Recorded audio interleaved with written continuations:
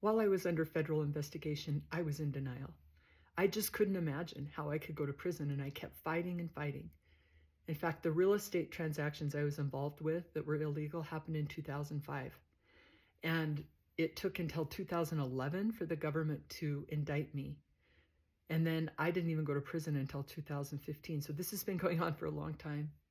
I remember my daughter Sadie came home from school one day, and she was probably 8 or 9, and she said, "My friend said you're going to prison." And I told them, "You don't know what you're talking about." And then I remember the day that I was sentenced.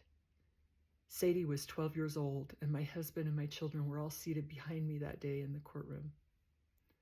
The judge sentenced me to 7 years in federal prison, and I got 8 weeks to say goodbye.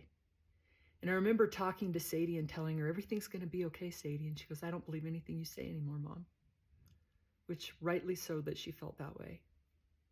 When Sadie was 15, I didn't see my family often because I was in another state in federal prison.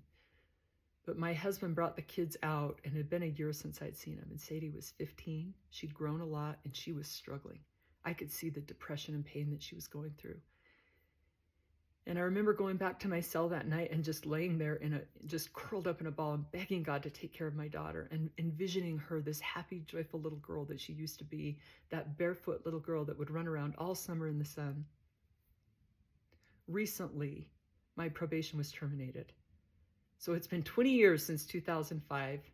I've been home from prison for 5 years now.